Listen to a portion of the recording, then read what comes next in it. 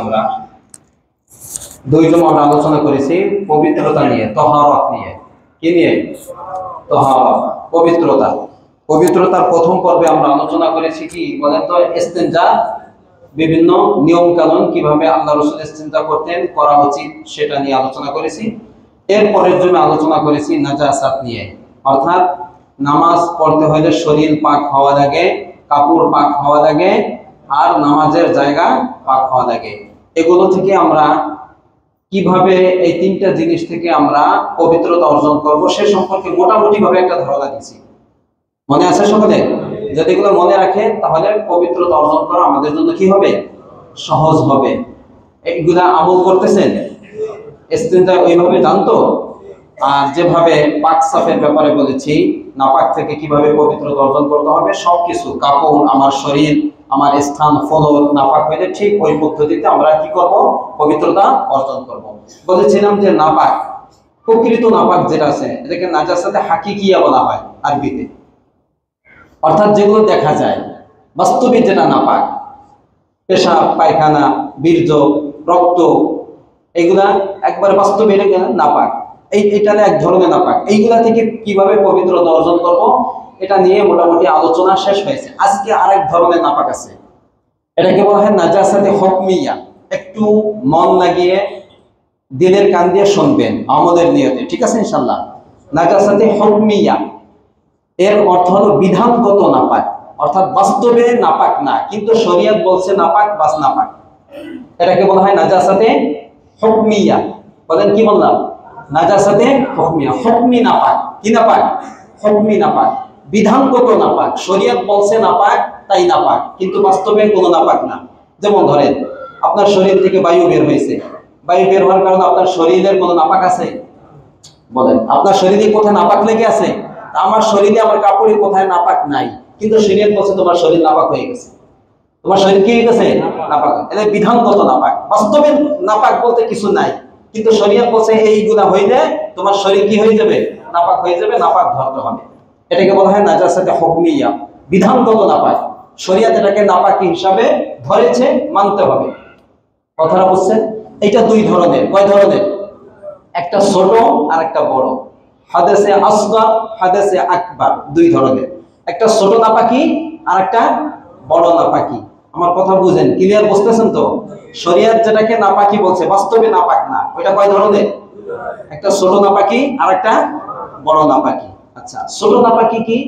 ছোট নাপাকি যেটা, সেটা হলো যার কারণে ওযু আবশ্যক হয়, এগুলোকে বলা হয় ছোট নাপাকি। এমন কিছু কারণ যে কারণে আমার উপরে ওযু করা আবশ্যক হয়ে যায়, অথবা বলতে পারেন ওযু আছে, ওই সমস্ত কারণ পাওয়া গেলে ওযুটা নষ্ট হয়ে যাবে, মানে ওযু ভঙ্গের কারণ, ওযু ভঙ্গের কারণ।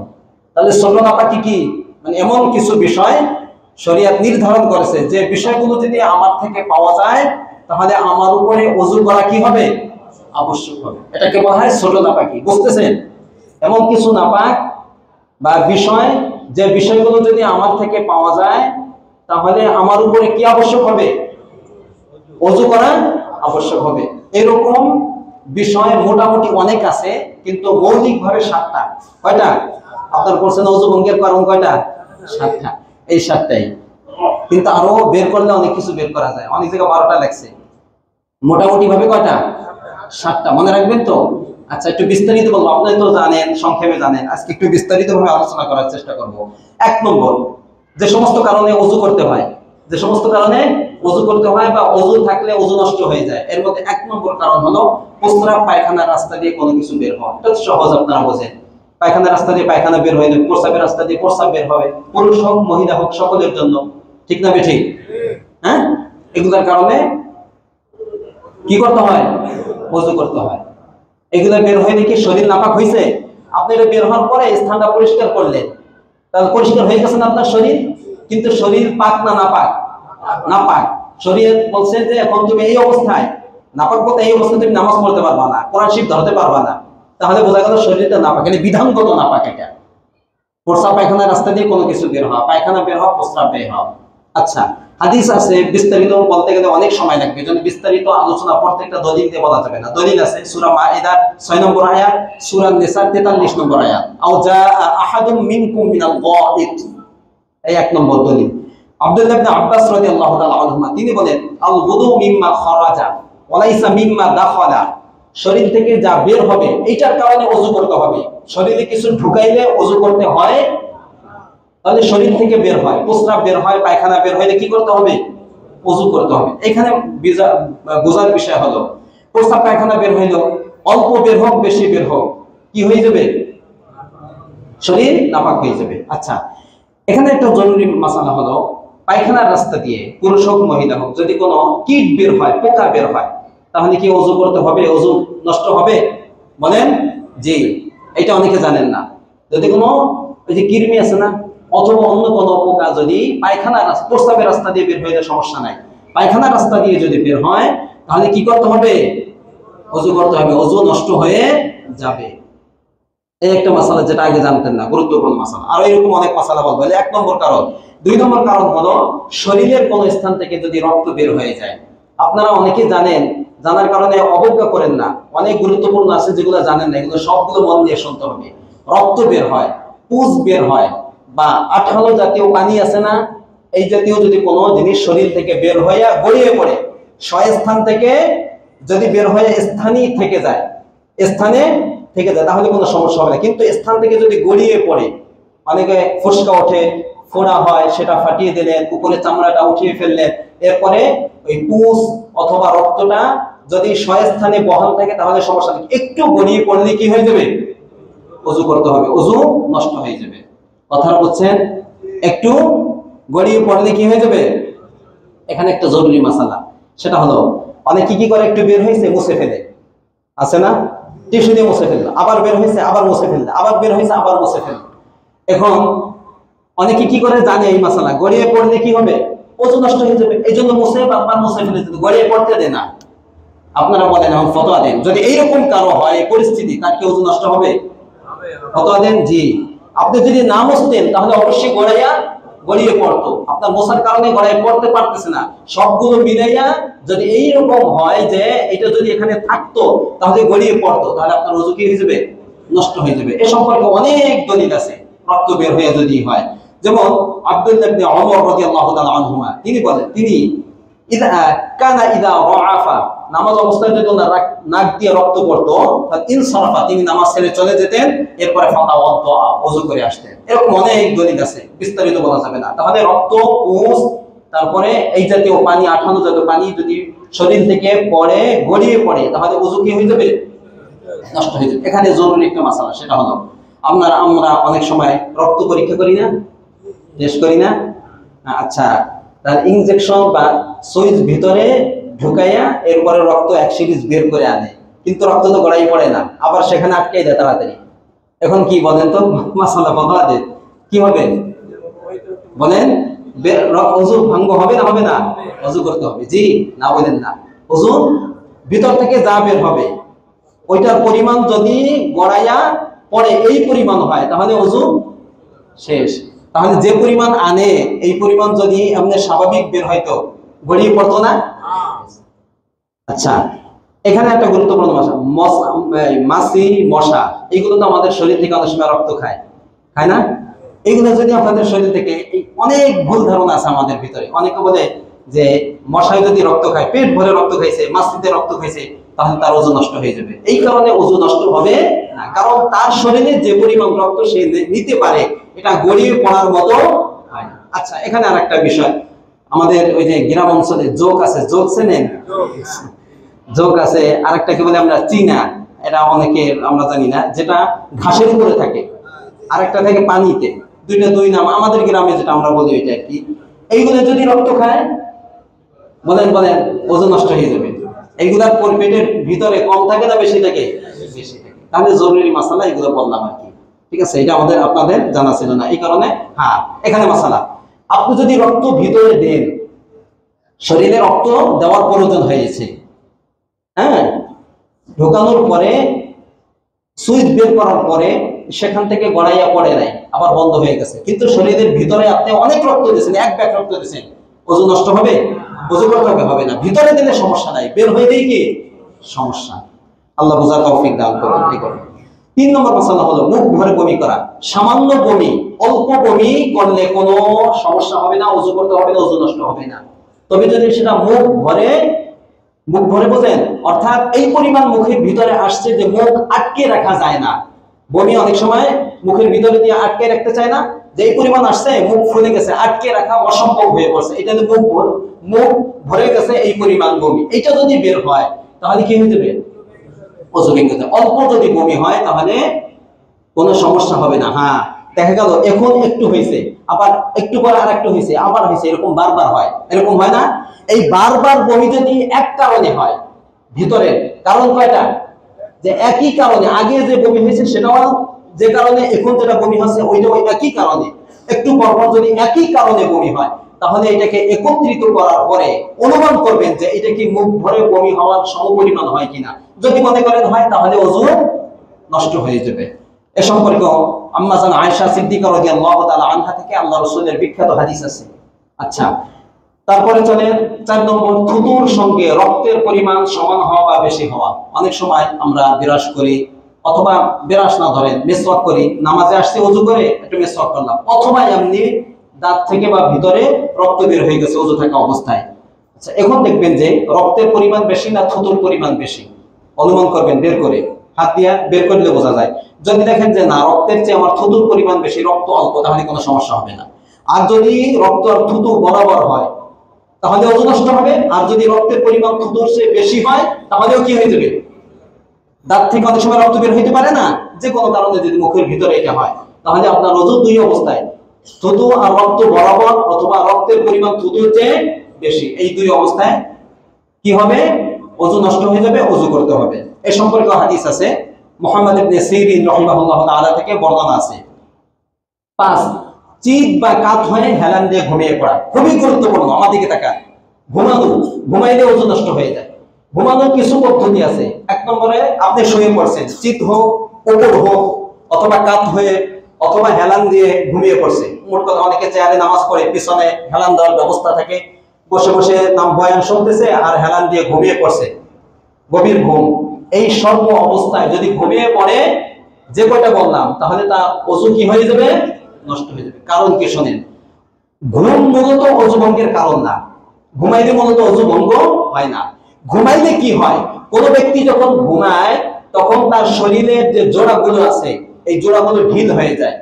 ইস্তারফাত মাফাসিলুহু, হাদিসের মধ্যে আসছে। কথা বোঝেন নাই? যে জোড়াগুলো আছে, জয়েন্ট গুলো কি হয়ে যায়? আস্তে আস্তে ঢিলা হয়ে যায়, শরীর ছেড়ে দেয়। তাহলে পায়খানার যে রাস্তাটা আছে সেটাও তো এমনি লাগানো থাকে না? হ্যাঁ, আচ্ছা, যখন ঘুমাই যায় তখন সেটাও আস্তে আস্তে কি হয়ে যায়? ঢিল হয়ে যায়, নরম হয়ে যায়। নরম হয়ে যাওয়ার কারণে আপনার বায়ু বের হওয়ার সম্ভাবনা কি থাকে? বেশি থাকে। হয়তো বায়ু বের হয়ে গেছে, আপনি বুঝতে পারেন নাই। এই জন্য শরিয়াত ঘুমটাকে ওযু ভঙ্গের কারণ ধরছে। মূলত ওযু ভঙ্গের কারণ হলো বায়ু বের হওয়া, কিন্তু এই ঘুমের কারণে বায়ু বের হয়েছে কি হয় নাই আমি এটা নিশ্চিত ভাবে জানি না। এই জন্য শরিয়াত এই সুন্নতে বায়ুকে না ধরে সরাসরি বায়ুর স্থলাভিষিক্ত ঘুমকে ধরে বসে ঘুমাইলে ওযু কি হয়ে যাবে? নষ্ট হয়ে যাবে। তবে সুন্নাত হলো শুয়ে উপর হয়ে, চিত হয়ে, কাত হয়ে, অথবা হেলান দিয়ে ঘুমানো। এখন জরুরি কিছু মাসআলা। নামাজের ভিতরে অনেকে ঘুমায়, সেজদায় ঘুমায় না? অথবা দাঁড়াই দাঁড়াই ঘুমাইতেছে, অথবা রুকুতে ঘুমাইতেছে। সেজদা যদি সুন্নত তরিকায় হয়, অর্থাৎ এইগুলো সব পৃথক থাকে, জমিনের সাথে না লাগে, বাহুর সাথে না লাগে, সুন্নত তরিকায় তার সেজদাটা হয়। এবং এই অবস্থায় যদি ঘুমিয়ে পড়ে, অথবা রুকু করছে কিন্তু ঘুমিয়ে পড়ছে, দাঁড়াচ্ছে, নামাজে দাঁড়িয়ে নামাজ পড়তেছে, অথবা দাঁড়িয়ে আছে ঘুমাচ্ছে, কোন অবস্থায় ওযু নষ্ট হবে না। আল্লাহ রাসূল একদিন ঘুমিয়ে পড়ছে এবং কি ঘুমের নাক ডাকার আওয়াজ আসতেছে। সাহাবায়ে কেরাম নামাজ চালাইতেছেন, নামাজ শেষে বলেন, ইয়া রাসূলুল্লাহ, আপনি তো সিজদায় ঘুমাইছেন, এরপরে নামাজের পরে ওযু করলেন না, নামাজ পড়ে ফেললেন। তখন আল্লাহ রাসূল সাল্লাল্লাহু আলাইহি ওয়াসাল্লাম বলেন, ইন্নামাল উযুউ আলা মান নামা মুস্তাদিআন। ওযুর কারণে, ঘুমের কারণে ওযু নষ্ট হয় ওই ব্যক্তির যে চিত হয়ে বা কাত হয়ে বা পার্শ্বে বা হেলান দিয়ে ঘুমিয়ে গেছে, তার কি হয়? নষ্ট হয়। কিন্তু আপনি তো সুন্নত তরিকে ঘুমাইছেন। হ্যাঁ, যদি আপনি একবারে সবকিছু ছেড়ে জমিনের সাথে সবকিছু লাগাইয়ে সুন্দর করে সিজদায় ঘুমাই পড়েন, মহিলারা যেরকম সেজদা দেয় ওইভাবে যদি আপনি সেজদা দেয় সুন্দরভাবে সবকিছু ছেড়ে টেড়ে ঘুমায় পড়ে, তাহলে কি হয়ে যাবে? ওযু নষ্ট হয়ে যাবে। এছাড়া ওযু নষ্ট হবে না। এখানে আপনারা যেভাবে বসা আছেন, এই যে মসজিদে, জুমার মসজিদে এরকম বসা থাকে, ঘুমায় না? এই যে অনেকে ঘুমায়, একটু পরে ঘুম শুরু হবে। এই ঘুম যদি নিতম্ব দুইটা পার্ট আছে, দুটোটা যদি জমিনের সাথে লাগানো থাকে এবং বসা অবস্থায় আসন দিয়ে বসা থাকুক অথবা যে কোনো ভাবে বসা থাকুক, অথবা চেয়ারে বসা আছে, হেলান দেওয়া নাই, এইভাবে বসে আছে, যেমন আমি বসে আছি এইভাবে বসা আছে, নিতম্ব যদি জমিনের সাথে অথবা নিচে যেটা আছে তার সাথে লাগানো থাকে, আর এই অবস্থা হালকা একটু ঘুমায়, একটু ঝিমায়, একটু ই করে, এই সামান্য এই সমস্ত ঘুমের কারণে ওযু নষ্ট হবে। মাসালা ক্লিয়ার হয়েছে? এগুলো কি জানতে লাগে? তাহলে এইগুলো জানা জরুরি। আরো যদি কোনো জানার থাকে তাহলে বলবো ইনশাআল্লাহ পরে। 6 নম্বর, পাগল, মাতাল, অচেতন হওয়া। কি হওয়া? কোনো ব্যক্তি যদি পাগল হয়ে যায় তাহলে এই কারণে তাকে ওযু করতে হবে। মাতাল হয়ে গেছে কোনো জিনিস খেয়ে, অথবা বেহুশ হয়ে পড়ে গেছে, এই সমস্ত কারণে তার চেতনা থাকে না। চেতনা না থাকার কারণে ওই যে বললাম যে কোন সময় বায়ু বের হয়ে গেছে সে জানবে না, এটা এই কারণে শরীয়ত বলছে তার ওযু কি হয়ে যাবে? নষ্ট হয়ে যাবে। 7 নম্বর, সর্বশেষ, নামাজের মধ্যে যদি কোনো ব্যক্তি অট্ট হাসি দেয়। কি হাসি দেয়? অট্ট হাসি হলো এমন হাসি যে হাসির আওয়াজ নিজে শুনছে, পাশের লোকও শুনতে পারে, এটাকে কি বলে? অট্ট হাসি। কহকহা আরবিতে। হাদিসের মধ্যে স্পষ্ট আছে, ইমরান ইবনে হুসাইন রাদিয়াল্লাহু তাআলা আনহু তিনি বলেন, সামিআতু রাসূলুল্লাহি সাল্লাল্লাহু আলাইহি ওয়াসাল্লাম, আমি আল্লাহ রাসূলকে বলতে শুনেছি, ইয়াকুল, তিনি বলেছেন, মান কহকহা ফিস সালাতি ফালইউইদিল wudu'a ওয়াস সালাহ, কোন ব্যক্তি যদি নামাজের মধ্যে অট্ট হাসি দেয় তার ওযু শেষ, নামাজও শেষ। ওযু করতে হবে, নামাজও করতে হবে। হাসি 3 প্রকার, বলে ফেলি তাহলে। হাসি কয় প্রকার? একটা তাবাসসুম, অর্থাৎ মুস্কি হাসে। মুস্কি হাসে মানে এমন হাসছে যে দাঁত বের হয় না, মুস্কি হাসতে হালকা দাঁত বের হয়েছে কিন্তু কোনো আওয়াজ হয় না, এই আওয়াজ নিজেও শোনে না, পাশে কেউ শোনে না, এটাকে বলে মুস্কি হাসি। এই কারণে নামাজের বা ওযুর কোনো ক্ষতি হয় না, তবে এটা নামাজের মধ্যে না করা ভালো। 2 নম্বর, দিহেক, আরবিতে বলা হয়। এটা কেমন হাসি? অর্থাৎ এমন হাসি যেটা দাঁত তো বের হয়েছে, সাথে সাথে একটু হাসছে জোরে, এই আওয়াজটা নিজে শুনছে কিন্তু পাশে যারা আছে এরা শোনে নাই। অনেক সময় এরকম হাসি হয় না, নিজে শোনে কিন্তু পাশে কে আছে সে শোনে নাই। এইটার কারণে ওযু নষ্ট হবে না কিন্তু নামাজ নষ্ট হয়ে যাবে। কথাটা বলছেন, দিহেকের কারণে যে আওয়াজটা, হাসির আওয়াজ নিজে শুনছে, অন্য কেউ শোনে নাই, নামাজ নষ্ট হয়ে যাবে, ওযু থাকবে, আবার নামাজ শুরু করতে হবে। 3 নম্বর যে হাসি, অট্ট হাসি, নিজে আওয়াজ শুনছে, হাসির আশেপাশে যারা আছে তারাও শোনে, এই হাসির কারণে তার ওযু নষ্ট হয়ে যাবে। নামাজের মধ্যে যদি ওযু নষ্ট হয় তাহলে নামাজ আছে, যার কারণে ওযু করতে হবে, আবার নামাজও করতে হবে। এই মোট 7টা কারণ মৌলিকভাবে। এই 7টা কারণ যদি পাওয়া যায় তাহলে ওই ব্যক্তির উপর ওযু করা কি হয়? আবশ্যক হয়। তাহলে এই ধরনের নাপাকি যদি আমাদের থেকে পাওয়া যায় তাহলে আমাদের কি করতে হবে? এইগুলা থেকে পবিত্রতা অর্জন করার পদ্ধতি কি? ওযু। বলেন কি? ওযু। এই 7টার কোন একটা যদি পাওয়া যায় তাহলে আমার শরীর যে নাপাক হয়ে গেছে, শরীয়ত বলছে এই নাপাকি থেকে পবিত্র হওয়ার সিস্টেম কি? যারা বলেন কি? ওযু। এখন আমরা ওযুর বিস্তারিত আলোচনা শুনবো ইনশাআল্লাহ। ওযুর ফরজ কয়টা বলেন? ওদিকে 3টা কি বললাম? ওযুর ফরজ কয়টা? দেখছেন মুসলিমদের অবস্থা, আমরা মুসলিম 5 ওয়াক্ত নামাজ পড়ি, ওযুর ফরজ যেটা আমার 5 ওয়াক্ত কমপক্ষে লাগে, কিন্তু আমি ওযুর ফরজ জানি। এই জন্যই আলোচনা ভাবছি যে ওই আর অন্য কোনো আলোচনা না করে এখন আমাদের জন্য যেগুলো জরুরি সেগুলো বেশি আমরা আলোচনা করব, ঠিক না বলেন? ওযুর ফরজ কয়টা? 4টা। একবার কোরআন দ্বারা প্রমাণিত সূরা মাইদা 6 নম্বর আয়াত, যেটা আমি খুতবার শুরুতে পড়ছি, ইয়া আইয়ুহাল্লাযীনা আমানু ইযা কুমতুম ইলাস সালাত, তোমরা যখন নামাজের ইচ্ছা করবে, নামাজের জন্য দাঁড়াবে, তখন প্রথম ফাগসিলু বুজুহাকুম, চেহারা ধোও, ফাগসিলু বুজুহাকুম ওয়া আইদিয়াকুম ইলাল মারাফিক ওয়ামসাহু বিরুউসিকুম ওয়া আরজুলাকুম ইলাল কা'বাইন। কয়টা? 4টা। 1 নম্বর চেহারা ধোয়া। কি ধোয়া? চেহারা ধোয়া। পুরা মুখ, মুখের সীমানা কি? মুখের সীমানা হলো চুল ওঠে, যেখান থেকে চুল ওঠা কপালের উপরে, যেখান থেকে চুল ওঠা শুরু হয় সেখান থেকে নিয়ে থুতনির নিচ পর্যন্ত, আর এই কানের নলি থেকে এই কানের নলি পর্যন্ত পুরাটাই চেহারা। অনেকের এই যে দাড়ি দেখছেন, এই যে দাড়ি ওঠে না, দাড়ির পাশে আর কানের এই পাশে, এই দুইটার মাঝখানে, দাড়ি আর কানের মাঝখানে একটা খালি জায়গা আছে না নাই? এটা কি ধোয়া লাগে? জি, এটাও চেহারা। তা কানের নলি পর্যন্ত যদি হয় তাহলে এই অংশটা আসে নাই, এই পুরাটা চেহারার অন্তর্ভুক্ত, সুন্দর করে ধোয়া। একবার ধোয়া ফরজ। কয়বার? একবার। 1 নম্বর ফরজ। 2 নম্বর ফরজ হলো 2 হাত, ডান হাত বাম হাত কনুই সহ, কনুই ছাড়া না, কনুই সহ। আবার এই পর্যন্ত হবে না, এই পর্যন্ত কনুই সহ মোটামুটি ভাবে ধুইতে হবে।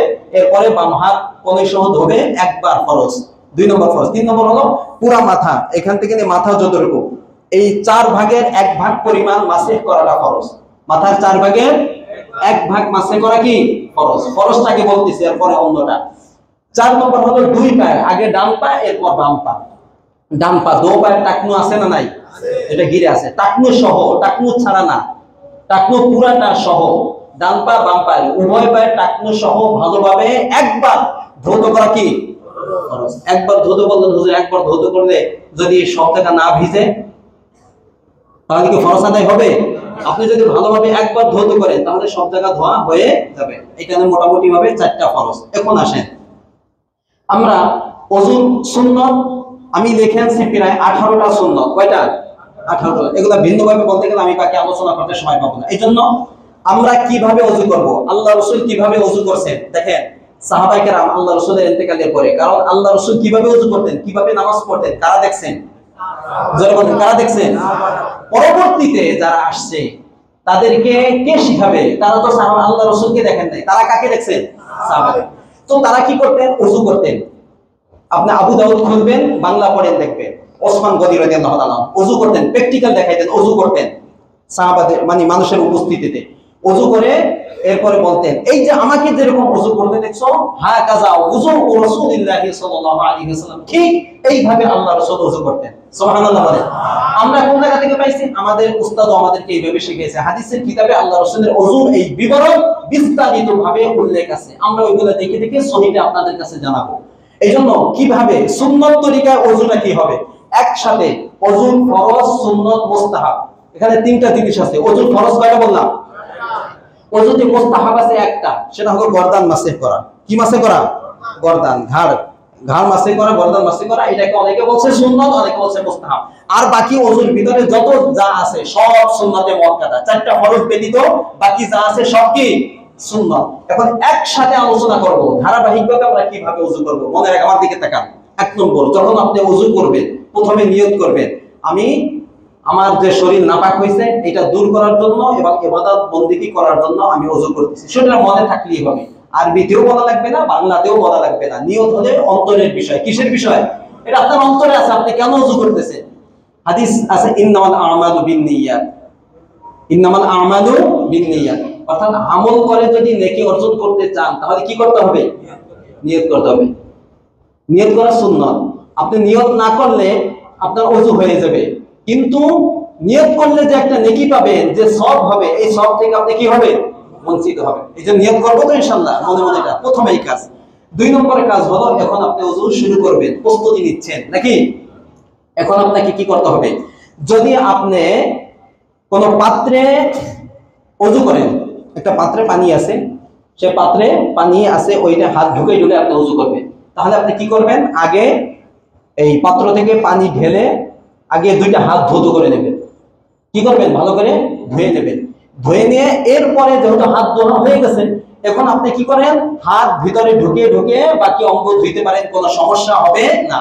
কারণ যদি আপনি হাত না ধোন আর হাতের ভিতরে কোনো ময়লা থেকে থাকে, রাত্রে ঘুম থেকে উঠছেন, উঠে একটা পাত্রে পানি নিয়ে আপনি পাত্রের ভিতরে হাত ঢুকে আপনি কি করলেন, কিন্তু দেখা গেল রাত্রে আপনার হাত কোথায় গেছে আপনি জানেন না, হয়তো লজ্জাস্থানে গেছে, কোনো সমস্যা হয়েছে, কোনো নাপাকি লেগে গেছে, পায়খানার রাস্তায় গেছে, সেখান থেকে কোনো নাপাকি লেগে গেছে, আপনি অল্প পানিতে হাতটা ঢুকাই দিলেন, হাতে যে নাপাকি ছিল ওই নাপাকি লাগার কারণে আপনার পানিটা কি হয়ে যাবে?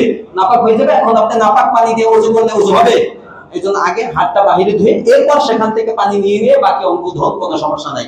এটা খুব কম হয় বাংলাদেশে, বা এখন যেহেতু টেপ আছে, সব কল আছে, সেখান থেকে আমরা ওযু করি। তাহলে ওযু ক্ষেত্রে প্রথমে নিয়ত করা, আর যদি সেখান থেকে পানি নিয়ে করেন হাত ঢুকায়, তাহলে আগে হাতটা ধুয়ে তারপর বাকি অঙ্গ আমরা কিভাবে ধোবো এটা আমরা বলবো। আর যদি আমরা টেপে ওযু করি, কলে ওযু করি, তাহলে তো কোনো সমস্যা নাই। প্রথমে নিয়ত করবেন, এরপরে ওযু আমরা শুরু করব, বিসমিল্লাহ বলবেন। কি বলবেন? বলেন, কি বলবেন? হাদিসের মধ্যে 2টা শব্দ আছে, বিসমিল্লাহি ওয়া আলহামদুলিল্লাহ। বলেন, বলবেন তো ইনশাআল্লাহ? এইটা বলবেন। জি বুঝেন না? আচ্ছা, হ্যাঁ লেখা আছে, ওই যে বলছে এখানে লেখা আছে আলহামদুলিল্লাহ। আচ্ছা, বিসমিল্লাহ বলা অনেক ইমামদের মতো ফরজ, ওযুর শুরুতে আমাদের মধ্যে সুন্নাতে মুআক্কাদা হাদিসের মধ্যে আছে লা উযুআ লিমান লাম ইয়াযকুর ইসমাল্লাহি আলাইহি, ওযুর শুরুতে যে আল্লাহর নাম না নিবে, বিসমিল্লাহ না বলবে, তার ওযুই হবে না। অনেক ইমাম বলছে, এখান থেকে অনেক ইমাম বলে ওযুর শুরুতে বিসমিল্লাহ বলা কি বলেন কি বলছে ফরজ বলছে, কিন্তু আমাদের নিকট সুন্নাত, ঠিক আছে সুন্নাত। কিন্তু যদি আপনি না বলেন তাহলে ওযুর যে একটা এক্সট্রা সওয়াব আছে, এই সওয়াব থেকে আপনি বঞ্চিত থাকবেন। এখন বিসমিল্লাহ বলবো তো ইনশাআল্লাহ, বিসমিল্লাহি ওয়াল হামদুলিল্লাহ এটা বললেন। এই কাজটা করার পরে এখন আপনি দুই হাত কবজি সহ, দুই হাত কবজি পর্যন্ত দুই হাত ধোবেন। কয়বার বলেন, কয়বার? তিনবার। প্রত্যেকটা ধোয়ার অঙ্গকে তিনবার করে ধোয়া সুন্নাত। ওই যে ওযুর যে চারটা অঙ্গের মধ্যে তিনটা অঙ্গ ধুইতে হয়, একটা মাসে করতে হয়, তিনটা অঙ্গ ধোয়া একবার ফরজ, বাকি তিনবার কি সুন্নাত। ওযুর যত অঙ্গ আছে যেগুলো ধুইতে হয় পানি দিয়ে, সেগুলো তিনবার ধোয়াটা কি। তাহলে ধারাবাহিক ওযু কিভাবে করবো এটা বলতেছি। এখন আমি হাতের কবজি ভালো করে কয়বার ধোবো? কয়বার বলেন? যদি আংটি থাকে পরা তাহলে আংটিটা একটু নড়াচড়া দিয়ে ভিতরে পানি ঢুকাবো, মহিলাদের ক্ষেত্রে একই অবস্থা। তিনবার ধুইলাম, ধোয়ার পরে হাত ধোয়া হয়ে গেল। এখন আপনি কুলি করবেন, কুলির আগে মিসওয়াক করতে হবে। কি করতে হবে? তিনবার ধোয়া, তিনবার ধোবেন, তিনবার চলে না। আচ্ছা, এরপরে কি করবেন? কি বললাম আমি? মিসওয়াক করবেন। মিসওয়াক করার দুইটা জায়গা আছে। এক নম্বর, একবারে ওযুর শুরুতে আপনি মিসওয়াক করতে পারেন, কোনো সমস্যা নাই। ওযুর শুরুতে একবারে ওযুর শুরুতে মিসওয়াক করা, তারপরে নিয়ত করে বিসমিল্লাহ বলে শুরু করবেন, এই একটা সুন্নাত। আরেকটা হলো মিসওয়াক করার পদ্ধতি হলো কুলি করার আগে। কি বললাম বলেন? কুলি করার আগে যে কাজগুলো বললাম এই কাজগুলো করে কুলি করবেন, এর আগে মিসওয়াক করবেন, ঠিক আছে? মিসওয়াক করা। এখন মিসওয়াক সম্পর্কে আমি 2-3 মিনিট একটু কথা বলবো। মিসওয়াকের কোনো ফজিলত আছে? কে মিসওয়াক করে আসছেন একটু দেখি তো। আলহামদুলিল্লাহ, আলহামদুলিল্লাহ, 10-এর উপরে পাক আছে। আল্লাহ আপনাদের হায়াতের মধ্যে আমলের মধ্যে বরকত দান করেন, আমিন। আমাদের সকলকে আমল করার তৌফিক দান করুন, আমিন। সকলে আজকে মিসওয়াক কিনবেন ইনশাআল্লাহ। আওয়াজ কম আসতেছে, কিনবেন ইনশাআল্লাহ, মিসওয়াক কিনবেন। মিসওয়াকের ব্যাপারে আল্লাহ রাসূল সাল্লাল্লাহু আলাইহি ওয়াসাল্লাম কি বলেছেন? হাদিস বুখারীর হাদিস, আসওয়াকু মাতহারাতুন লিল ফাম মারদাতুন লির-রব। মিসওয়াক করলে এক নম্বর হলো দাঁত পরিষ্কার হয়, মুখ পরিষ্কার হয়। দুই নম্বর হলো আল্লাহর সন্তুষ্টি পাওয়ার সবচেয়ে বড় একটা মাধ্যম হলো মিসওয়াক করা। সুবহানাল্লাহ বলেন। আল্লাহ রাসূল সাল্লাল্লাহু আলাইহি ওয়াসাল্লাম বলেন, লাউলা আন আশুক্কা আলা উম্মতি লা আমারতুহুম বিসওয়াকি ইনদা কুল্লি সালাত ওয়া ফি রিওয়ায়াতিন ইনদা কুল্লি wudu। আমার উম্মতের উপর কষ্ট হয়ে যাবে, এটা যদি আমি মনে না করতাম, তাহলে আমি আমার উম্মতের জন্য প্রত্যেক নামাজের আগে, ওযুর আগে মিসওয়াক করাকে আবশ্যক করে দিতাম। কিন্তু এটা কি বোঝা যায়? আল্লাহ রাসূলের তামান্না ছিল যে মিসওয়াক করাটা ফরজ হয়ে যাও, কিন্তু এটা করলে 5 বার দৈনিক আমার উম্মতের উপর কি হয়ে যাবে? কষ্ট হয়ে যাবে। এই কষ্ট অনুভব করে তিনি কি করেন নাই বলেন? ফরজ করেন নাই। তাহলে বোঝা গেল গুরুত্ব আছে না নাই? আছে। এরকম বহুত হাদিস আছে, এখন শোনা যাবে না। একটা হাদিস সনদের দিক থেকে অনেক দুর্বল, কিন্তু অনেকে বলে অনেকে বলে না, যে মিসওয়াক করে নামাজ পড়লে, যে ব্যক্তি মিসওয়াক করে নামাজ পড়ে না, তার চেয়ে কয় গুণ? 70 গুণ। যদিও দুর্বল, অনেকে মুনকার বলছে, কিন্তু মিসওয়াকের ফজিলত অনেক আছে। জিবরিল আমিন যখনই আসতেন আল্লাহ রাসূলকে মিসওয়াকের আদেশ করতেন। আল্লাহ রাসূল বলেন, এই পরিমাণ আমাকে মিসওয়াকের আদেশ করা হচ্ছে যে আমি মিসওয়াক করতাম। জিবরিল আমিন বলতো আমি মিসওয়াক করতাম, আমি এই পরিমাণ মিসওয়াক করতাম, আমার মনে হতো আমার দাঁতের যে মাড়ি আছে বা দাঁত ক্ষয় হয়ে যাবে, ভেঙে যাবে, অথবা দাঁতের উপরে যে গোশত আছে না, যে গোশতটা একবার খসে খসে পড়ে যাবে, এই পরিমাণ আমি মিসওয়াক করতাম। আর আপনারা জানেন, মৃত্যুর ঠিক আগ মুহূর্তে আল্লাহ রাসূলের সর্বশেষ যে আমল, সে আমলটার নাম কি বলতো? তাহলে এই একটা হাদিস থেকে আপনি বোঝেন, একবারে সর্বশেষ, এরপরে শুধু দোয়া করছেন, ইন্তেকাল হয়ে গেছে। তাহলে মিসওয়াকের গুরুত্ব আছে না নাই? করবেন তো ইনশাআল্লাহ বলেন। আল্লাহ তৌফিক দান করুন, আমিন। আচ্ছা, মিসওয়াক কয় জায়গায় মিসওয়াক করা, কয় অবস্থায় মিসওয়াক করা সুন্নাত? এক নম্বর হলো ওযুর আগে, 2 নম্বর নামাজের আগে, ঠিক আছে? কয় নম্বর? 2। 3 নম্বর হলো ঘুম থেকে উঠে, 4 নম্বর হলো মুখ দুর্গন্ধ হয়ে গেলে, 5 যদি দাঁত লাল হয়ে যায়, 6 ঘরে প্রবেশের আগে। প্রত্যেকটা হাদিস আছে। আল্লাহ রাসূল যখনই ঘরে ঢুকতেন তখনই মিসওয়াক 2টা ঘষা দিয়ে তারপরে ঘরে ঢুকতেন। আরেকটা হলো গুরুত্বপূর্ণ কোনো মজলিসে, যেখানে অনেক মানুষ আছে, সেখানে গেলে। কেন? যদি আপনার মুখে দুর্গন্ধ থাকে, কথা বললে গন্ধ আসবে না? আসবে না? দেখছেন কত সতর্ক ছিলেন আল্লাহ রাসূল সাল্লাল্লাহু আলাইহি ওয়াসাল্লাম, আমাদেরকে এটা শিখাইছেন। এই কয় অবস্থায় মিসওয়াক করা ভালো, মিসওয়াক করবেন। আচ্ছা, মিসওয়াক কি দ্বারা হবে? মেসওয়াক হবে নরম গাছ বা তার ডাল অথবা শিকড়, সেটা জৈতুন হইতে পারে, আর একটা গাছ আছে এখন যে মেসওয়াক গাছ, এটা মোটা মেসওয়াক আছে না, ওই যে ওইগুলা, অথবা নিম গাছের যদি হয় বা খেজুর গাছের ডাল, সেটাও হাদিসে আছে। নিম গাছ হইলে ভিন্ন আরো অতিরিক্ত কিছু ফায়দা আছে, তিতা থাকে, মুখের জন্য অনেক উপকারী।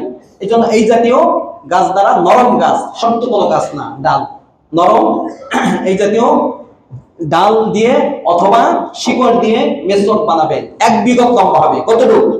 1 বিঘত। কম বেশি এটা দর্শনীয় নয়, কিন্তু উচিত হলো 1 বিঘত। হাতের যে কনিষ্ঠ আঙ্গুল আছে এই পরিমাণ, অথবা যে কোনো 1 আঙ্গুল পরিমাণ মোটা হবে, বেশি মোটা না হয় এটা। আচ্ছা, এটা মেসওয়াকের সিস্টেম বললাম। মেসওয়াক কি দ্বারা হবে, কি পরিমাণ হবে মেসওয়াক? মেসওয়াকটা ধরবেন কিভাবে? কলম আছে কারো কাছে? দ্রুত দেন। আলহামদুলিল্লাহ। মেসওয়াক ধরবেন, এখানে দেখেন, আমাদেরকে দেখান। এই যে কনিষ্ঠ আঙ্গুল আছে না, যেটা ফিকার কিতাবে বর্ণিত আছে, সেটাই। এই কনিষ্ঠ আঙ্গুল শুধু মেসওয়াকের নিচে রাখবেন, এই যে এইভাবে, দেখছেন? আর বাকি এই কয় আঙ্গুল? 3 আঙ্গুল উপরে। আর বৃদ্ধ আঙ্গুল দ্বারা ডান হাত দ্বারা মেসওয়াক করবেন না বাম হাত দ্বারা? ডান হাত দ্বারা। আর এই বৃদ্ধ আঙ্গুল দ্বারা মেসওয়াকের এই মাথা এইভাবে শক্ত করে ধরবেন, এই যে দেখছেন? বুঝতে পারছেন? এই যে মেসওয়াক দ্বারা, এরপরে এইভাবে ধরবেন মেসওয়াক ডান হাত দ্বারা। মেসওয়াক দাঁতে মেসওয়াক করবেন, জিহ্বায় মেসওয়াক করতে হবে। দাঁতে মেসওয়াক করবেন আড়াআড়ি ভাবে, প্রশস্ত, এইভাবে না। দাঁতে কিভাবে? এইভাবে করলে উপরে যে গোশত আছে এটা সমস্যা হবে, এইভাবে করবেন। আর জিহ্বায় লম্বালম্বি। মনে থাকবে কিভাবে? ফিকার কিতাবে যেটা আছে, আগে সামনের 2 দাঁত, সামনের উপরে 2 দাঁত, এরপর সামনের নিচের 2 দাঁত, এটা এক বর্ণনা আছে। এরপরে উপরের ডান দিকে, উপরের বাম দিকে, এরপর নিচের ডান দিকে, নিচের বাম দিকে, ভিতরে ঠিক এইভাবে দাঁতের ভিতরে, এরপরে জিহ্বায়। মনে থাকবে?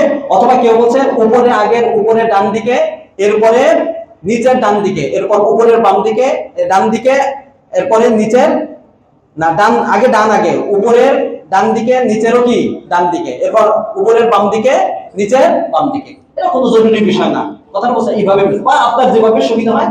মেসওয়াককে সবসময় শরীয়ত বলছে নিয়ম কানুন হালকা করা, যেন মানুষ কি করতে পারে, মেসওয়াক সবসময় করতে পারে। এইভাবে মেসওয়াক করবেন তো ইনশাআল্লাহ বলেন। আচ্ছা, এখানে একটা জরুরি মাসালা, সেটা হলো আমরা অনেকে বিরাস করি। বিরাস করলে কি মেসওয়াকের সুন্নাত আদায় হবে? কত আদায়? এখানে 2টা সুন্নাত। 1 নম্বর দাঁত পরিষ্কার হওয়া, মুখ পরিষ্কার হওয়া। 2 নম্বর হলো ডাল বা আল্লাহ রাসূল যে সমস্ত জিনিস দ্বারা মেসওয়াক করেছেন ওইগুলা দ্বারা মেসওয়াক করা। বিরাস কি ডাল? গাছের কোন জিনিস না প্লাস্টিক? আচ্ছা, বিরাস দ্বারা যদি মেসওয়াক করেন তাহলে দাঁত পরিষ্কারের সুন্নাত তো আদায় হবে, কিন্তু মেসওয়াকের যে সুন্নাত ডাল দ্বারা আল্লাহ রাসূল যেটা করেছেন এই সুন্নাত কখনো আদায় হবে না। এই জন্য বিরাস দ্বারা আপনারা করেন কোনো সমস্যা নাই, কিন্তু আল্লাহ রাসূলের সুন্নাত আমি ছাড়বো না ইনশাআল্লাহ। কোন ব্যক্তি যদি 5 বার মেসওয়াক করে তার বিরাস করার কোনো দরকার হবে। এবং বিরাসের বৈজ্ঞানিক অথবা ডাক্তারি যে অনেক উপকার আছে, এটা বললে 1 জুমা লাগবে। শুধুমাত্র আমি বলি, ফতোয়া স্বামীতে মেসওয়াক করার 70-এর উপরে উনি উপকারিতা লেখছেন। আমি নিজে পড়ছি, 70-এর প্রথম খণ্ডে আছে, 70-এর উপরে। এর মধ্যে শ্রেষ্ঠ যেটা, মেসওয়াক করলে কি হবে মুমিন বান্দার, ওই 70টার মধ্যে সর্বোপরে যেটা, যে বড় ফায়দা কি হবে, ওই ব্যক্তির ঈমানি মৃত্যু নসিব হবে। সুবহানাল্লাহ। মেসওয়াক ছাড়বো না ইনশাআল্লাহ বলে। যেভাবে মেসওয়াক বললাম এইভাবে আমরা মেসওয়াক করব। আল্লাহ রাব্বুল আলামিন তৌফিক দান করুন, আমিন। আচ্ছা, এরপরে কেন মেসওয়াক করলেন? এরপরে 3 বার কুলি করবেন। আমার দিকে তাকান। অনেকে আমরা ভুল করি, 3 বার কুলি। আমরা কুলি কি করি? পানি নেই, 3 বার নতুন করে পানি নেবেন, প্রত্যেকবার পানি নেবেন, পানি নেই হালকাভাবে, পানি নিয়ে ছেড়ে দেয়, পানি নিয়ে ছেড়ে দেয়, পানি নিয়ে ছেড়ে দেয়। এটা করি না? এখানে 2টা সুন্নাত। মুখে পানি নিয়ে মাদমাদা, তাহরিকুল মা ফিল ফাম, মুখের মধ্যে পানি নিয়ে কুলকুচি করা, একটু নড়াচড়া করা, এটা কুলকুচি বলা হয়। এটা আমরা করি না, বলেন ঠিক না ঠিক? এটা একটা ভিন্ন সুন্নাত। মুখের ভিতরে নিয়ে তারপরে গড়গড়া করা। হ্যাঁ, যদি রোজা অবস্থায় থাকেন তাহলে গড়গড়া করবেন না, তাহলে ভিতরে পানি চলে যেতে পারে। এছাড়া ভালোভাবে এইভাবে মুখের ভিতরে পানি নিয়ে কুলকুচি করে তারপরে ফেলবেন। এইভাবে কয়বার? 3 বার। মুখ ধোয়া হয়ে গেল, এরপরে নাকে পানি দিবেন। এইখানেও ভুল। নাকে পানি দেওয়ার আমাদের সিস্টেম 3টা আছে। কেউ এরকম করে, এরকম মারে, আর কেউ একটু ভিতরে দেয়, আর কিছু ভালো মানুষ আছে যারা ভিতরে দিয়ে নরম স্থান পর্যন্ত পানি পৌঁছায়। এই 3 পদ্ধতির মধ্যে আমরা সর্বনিম্ন যেটা, এটা আমরা আদায় করি, অর্থাৎ এইভাবে মারে। বলেন ঠিক না ঠিক? সহিহটা পানি নেবেন, নিয়ে নাকের নরম স্থান পর্যন্ত পৌঁছাবেন। পারবো তো ইনশাআল্লাহ? প্রত্যেকবার নতুন পানি নিয়ে 3 বার। এরপরে যে সুন্নতটা, এটা আমরা অনেকে জানি না, আলিমরা জানে, অনেক মানুষ জানে, কিন্তু যারা জানে তো আলহামদুলিল্লাহ করে, ভালো ধারণা, কিন্তু আমরা যারা জানি না তারা জানবো। প্রত্যেকবার পানি নিয়ে নরম স্থান পর্যন্ত পানি নিয়ে, যদি রোজা অবস্থায় হয় তাহলে নরম স্থান পর্যন্ত পানি নেবেন না, কারণ নাকের সাথে, মুখের সাথে, পেটের সাথে সম্পর্ক আছে না নাই? আচ্ছা, এমনি স্বাভাবিক অবস্থায় নিয়ে প্রত্যেকবার নাকের পানিটা ঝেড়ে, দুইটা শব্দ আছে, ইস্তিনশাক, ইস্তিনসার। ইস্তিনশাক মানে টান দিয়ে নেওয়া, আর ইস্তিনসার মানে ঝেড়ে ফেলে দেওয়া। কয়টা সুন্নাত? কয়টা? দুইটা। এখানে পারবো ইনশাআল্লাহ? মনে থাকবে আজকে থেকে? আচ্ছা খুলি। এরপরে 3 বার মুখ ধোবেন সুন্দরভাবে, এখানে ফরজ। বাকি যেগুলো গেল সব সুন্নাত, এখন ফরজ। পুরো চেহারা একবার ধোয়া ফরজ, 3 বার ধোয়া কি সুন্নাত। 3 বার ভালো করে ধোবেন চেহারাকে সুন্দর করে, কোন জায়গা যেন পানি পৌঁছতে বাকি না থাকে, ফরজ। এরপরে যাদের দাড়ি আছে, দাড়ি খিলাল করা সুন্নতে মুআক্কাদা। আল্লাহ রাসূল কানা রাসূলুল্লাহ সাল্লাল্লাহু আলাইহি ওয়াসাল্লাম ইউখাল্লিলু লিহইয়াতাহু, যখন ওযু করতেন কি করতেন? দাড়ি খিলাল করতেন। দাড়ি কিভাবে খিলাল করবেন? দুইটা পদ্ধতি আছে। একটা এইভাবে পানি নেন, পানি নিয়ে যে ডান দিক থেকে এইভাবে বের করেন, এটাও আছে। সবচেয়ে সুন্নত যেটা আল্লাহ রাসূল করতেন, পানি নিয়ে ডান দিক থেকে নিচের দিক থেকে এইভাবে, দেখছেন? মনে থাকবে? এইভাবে বাস, এইভাবে ঢোকে ঢোকে এইভাবে দাড়ি খিলাল করবা, করবেন তো ইনশাআল্লাহ? দাড়ি খিলাল করা। আচ্ছা, মুখ ধোয়া শেষ। এরপরে মুখ ধোয়ার পরে কি? হাত, ডান হাত। কি হাত? ডান হাত। যে অঙ্গগুলো দুইটা আছে, যেমন হাত, পা, এই দুই অঙ্গের মধ্যে প্রথমে ডান যেটা, সেটা ধোয়া ভিন্ন একটা সুন্নাত। বুঝাচ্ছে কথা না? তাহলে আগে ডান হাত ধোবো। কয়বার? 3 বার। এটা আরেকটা ফরজ। একবার ধোয়া ফরজ, 3 বার ধোয়া সুন্নাত। ডান হাত কনুই সহ ভালো করে ডলে ডলে কনুই সহ 3 বার ধোবো। এরপর বাম হাত কনুই সহ কয়বার ধোবো? 3 বার ধোবো। এখানে আরেকটা সুন্নাত। এরপরে হাতের আঙ্গুলগুলো খিলাপ করা। কিভাবে? তাসবিক। এইভাবে আল্লাহর রাসূল খিলাপ করতেন। দেখছেন? আমাদের দেখাইছেন? এই যে এইভাবে টানবে। কি হবে? আল্লাহ রাসূল বলেন, ইদা তাওয়াদ্দাতা, যখন তুমি ওযু করবে, ফাখাল্লিল আসাবিআ, আঙ্গুলগুলো খিলাল করো। তাহলে কি হবে? আল্লাহ রাসূল খাল্লিলু আসাবিআকুম কাইলা তাতাখাল্লাহা নারু জাহান্নাম, তোমরা তোমাদের আঙ্গুলের ভিতরে খিলাল করো। খিলাল করলে ফায়দা কি? জাহান্নামের আগুন থেকে এইগুলো বেঁচে যাবে। সুবহানাল্লাহ বলেন। তাহলে পারা যাবে ইনশাআল্লাহ, আঙ্গুলগুলো খিলাল করবে। এইভাবে হাত ধোয়া শেষ। এরপরে মাথা মাসে ফরজ। ফরজ কি? পুরো মাথা না 4 ভাগের 1 ভাগ? মাথা কি ধুইতে হবে না মাসে করতে হবে? ধোয়া বেদাত, মনে রাখবেন, মাসে করা। 4 ভাগের 1 ভাগ মাসে করবেন, আর পুরা মাথা মাসে করা সুন্নতে মুআক্কাদা। পুরা মাথা মাসে করা কি? সুন্নতে মুআক্কাদা। কিভাবে পুরা মাথা? পুরা মাথা মাসে করলে ফরজ পরিমাণ আদায় হবে না? হবে না? একটা সুন্দর পদ্ধতি আমাদের উলামায়ে কেরাম শিখিয়েছেন। এই যে এই 3 আঙ্গুল দেখছেন, বাকি শাহাদাত আঙ্গুল আর বৃদ্ধ আঙ্গুল এইভাবে রাখবেন, আর 3 আঙ্গুল, এই 3 আঙ্গুলের 2টা অংশ, এই পর্যন্ত একটা আর এখানে একটা। পাট কয়টা? দেখেন, এই যে এইভাবে, দেখছেন? এইভাবে দেখছেন এটা? আচ্ছা, এইভাবে এইভাবে করবেন। এর সামনে থেকে এইভাবে নেবেন, শুধু আঙ্গুলের পেটগুলো লাগাবেন, হাতের তালু লাগাবেন না। এইভাবে সামনে থেকে এইভাবে নেবেন একবারে শেষ পর্যন্ত। দেখছেন? এখন পেট বাকি আছে না পানিতে? আগে তো পানিতে ভিজাই নেবেন, নাকি পানি নেবেন না? আচ্ছা, এরপরে হাতের তালু দিয়ে এই যে পাশ দিয়ে যেখানে লাগে না, এখান থেকে এইভাবে আনবেন। তাহলে পুরা মাথা হয়েছে না হয় নাই? এখানটা নিলেন, বাকিটা এইভাবে আনলেন, পুরা মাথা মাসে হয়ে গেছে। এই যে আঙ্গুলগুলো বাকি আছে, শাহাদাত আঙ্গুল দিয়ে কানের ভিতরে, এটা একটা সুন্নাত। এরপরে বৃদ্ধ আঙ্গুলের এই পাশে পানি আছে না নাই? এটা কানের পিছনে। আল্লাহ রাসূল কান মাসে করতেন ভিন্ন ভাবে। কোন বর্ণনা আছে নতুন পানি নিয়ে, কোন বর্ণনা আছে না এই মাথার পানি নিয়ে, কোনো সমস্যা নাই। এই কানের এইটা কান মাসে করা ভিন্ন ভাবে। মাসাহা উযুনাইহি, আল্লাহ রাসূল 2 কান মাসে করতেন। এরপরে এই জায়গা পানি আছে না, এইটা দিয়ে হালকা ভাবে গর্দান, এই যে এইভাবে, খবরদার গলার দিকে আনবেন না, বেদা, গলার দিকে আনবেন, উপরে গর্দান এলে যে এই যে উপরের যে অংশটা, শুধু এইভাবে হালকা ভাবে আস্তে একটু গর্দান মাসে করবেন। বুঝতে পারলেন? আমল করতে পারবেন তো ইনশাআল্লাহ? এইভাবে আস্তে আস্তে করে ওযু করব। মাথা মাসে শেষ। মাথা মাসের পরে পা ধোয়া। আগে ডান পা টাকনো সহ 3 বার ভালো করে ধোবেন। একবার ধোয়া ফরজ, 3 বার ধোয়া সুন্নাত। এরপরে বাম পা টাকনো সহ ভালোভাবে সুন্দর করে ধোয়া। এরপরে পায়ের আঙ্গুলগুলো খিলাল করা, ভিন্ন একটা সুন্নাত। কিভাবে খিলাল করবে? বাম হাতের কনিষ্ঠ আঙ্গুল, ফিকার কিতাবে আছে, কি আঙ্গুল? কনিষ্ঠ আঙ্গুল দিয়ে ডান পায়ের কনিষ্ঠ আঙ্গুল থেকে শুরু করে বাম পায়ের কনিষ্ঠ আঙ্গুল শেষ করবেন। এইভাবে না, পা তো দেখা যাচ্ছে না, এই যে এইভাবে নিচ দিয়ে উপর দিয়ে টান দেবেন। কথাটা বুঝছেন? এইভাবে টানতে টানতে টানতে বাম পায়ে ডান পায়ের কনিষ্ঠ আঙ্গুল থেকে নিয়ে বাম পায়ের কনিষ্ঠ আঙ্গুল পর্যন্ত এইভাবে পায়ের আঙ্গুলগুলো খিলাল করতে পারবেন ইনশাআল্লাহ। এইভাবে আরো কিছু সুন্নত আছে, সেটা হলো ধারাবাহিকতা রক্ষা রাখা। অর্থাৎ ওযুর ফরজ কয়টা? 1 নম্বরে কথা বলে না মুখ, 2 নম্বরে হাত, 3 নম্বরে মাথা মাসে, 4 নম্বরে পা। এই 4টা অঙ্গের মধ্যে এই যে ধারাবাহিকতা আছে কোরআনে বর্ণিত, এই ধারাবাহিকতা রক্ষা করা ভিন্ন একটা সুন্নত। আগে যদি আপনি পা ধোন, এরপরে মাথা মাসে করেন, এরপরে হাত ধোন, সর্বশেষ যদি চেহারা ধোন, তাহলে ধারাবাহিকতা ঠিক থাকলো আপনার ওযু হয়ে যাবে, কিন্তু সুন্নতের খেলাফ করছেন। ঠিক আছে। আরেকটা সুন্নত হলো এক অঙ্গ শুকিয়ে যাওয়ার আগে অন্য অঙ্গ ধোয়া। আপনি এক অঙ্গ ধুইয়া খুব মজা করে কথা বলতে লাগলেন, এদিকে দেখা যায় আপনার বাকি যেটা ধুইছেন এটা শুকাই গেছে, এরপর বাকি অঙ্গগুলো ধুইলেন, আপনার ওযু হবে। অনেকে এটাকে ফরজ বলছে, এই জন্য এই কাজ করা যাবে না। তাড়াতাড়ি করে সুন্দর করে এক অঙ্গ শুকিয়ে যাওয়ার আগে আর এক অঙ্গ ধৌত করা, এবং প্রত্যেকটা অঙ্গকে ঘষে ভালোভাবে। এই ঘষাটা ইমাম মালিক রাহিমাহুল্লাহ তাআলা বলেন ফরজ, এজন্য ঘষে খুব হাত যখন ধরে ভালো করে ঘষে, চেহারা ভালো করে ঘষে ঘষে সুন্দর করে কি করা, প্রত্যেকটা অঙ্গ ধৌত করা। পারবেন নাকি পারবেন না? ইনশাআল্লাহ বলেন। এইভাবে যদি আরো কিছু থাকে, এখানে লেখা আছে কিনা আমার মনে আসতেছে না। সর্বশেষ যখন ওযু হয়ে যাবে, ওযুর পর একটা দোয়া আছে, এই দোয়াটা পড়বেন। আজকে বলেন পড়বেন? এই দোয়া তো অনেকে পড়ে না, সাথে সাথে যারা পড়ে তারা এইটার সাথে একটা ভুল কাজ করে, সেটাও এখন বলবো। আল্লাহ রাসূল বলেন মা মিনকুম মিন আহাদিন ইয়াতাওয়াদ্দাউ ফায়ুসবিগুল ওযু, তোমাদের মধ্যে কোন ব্যক্তি যখন ওযু করে এবং খুব ভালোভাবে ওযু করে, যেভাবে বলা হয়েছে এইভাবে আল্লাহ রাসূল ওযু করতেন, এইভাবে কোন ব্যক্তি যদি ওযু করে, সুম্মা ইয়াকুল, এরপর পরে আশহাদু আল্লা ইলাহা ইল্লাল্লাহু ওয়াহদাহু, আছে কোন বর্ণনায়, অথবা না পড়লে ওয়া আশহাদু আন্না মুহাম্মাদান আবদুহু ওয়া রাসূলুহু আল্লাহুম্মা জাআলনি মিনাত তাওয়াবিন ওয়া জাআলনি মিনাল মুতাতাহহিরিন, এটাও পড়বে। এই দোয়াটা কোন ব্যক্তি যে কালিমাতুশ শাহাদাতের সাথে এই দোয়াটা মিলিয়ে কোন ব্যক্তি যদি পড়ে, ইল্লা ফুতিহাত লাহু আবওয়াবুল জান্নাতিস সামানিয়াতু ইয়াদখুলু মিন আইয়িহা শাআ, সুবহানাল্লাহ, জোরে বলেন।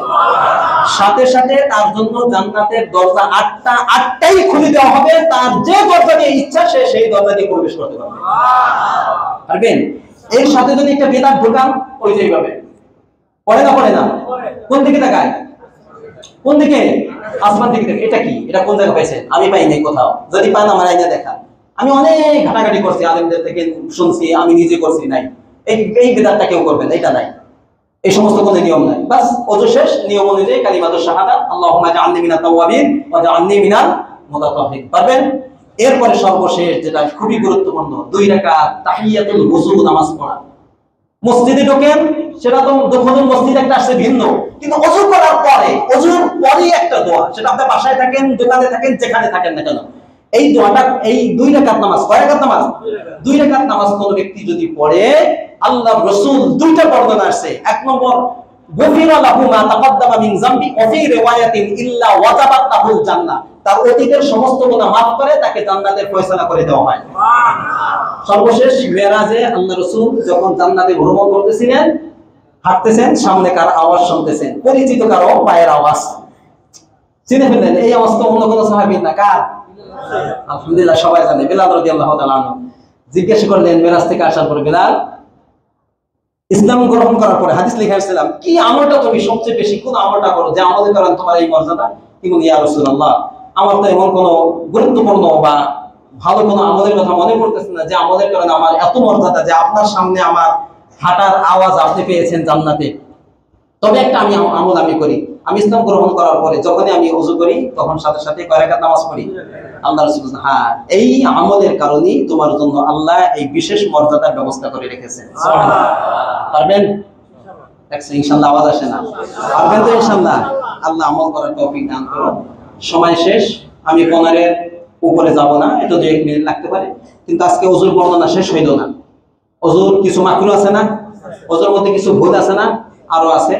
আস্তে আস্তে আমরা ধীরে ধীরে আগাই, কিন্তু যেগুলো বলবো সেগুলোর পর আমল আপনাকে অবশ্যই আনতে হবে। এত কষ্ট করে হাদিস ঘেটে অনেক কষ্ট করে আপনাদের সামনে উপস্থাপন করি, কি জন্য?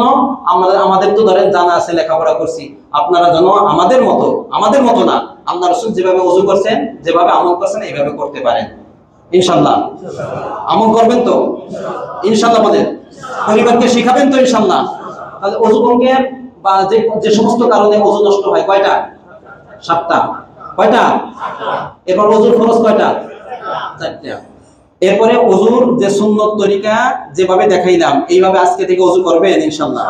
এরপর আরো কিছু ভুল আছে সেগুলো নিয়ে আমরা আগামী জুমায় আল্লাহ তৌফিক দিলে আলোচনা হবে। ওমা তৌফিকি ইল্লা বিল্লাহ। আল্লাহ আমাদেরকে আল্লাহ রাসূল যেভাবে ওযু করছেন সেভাবে ওযু করার তৌফিক দান করুন, আমল করার তৌফিক দান করুন। ওয়া আখিরু দাওয়ানা আলহামদুলিল্লাহি রাব্বিল আলামিন। যারা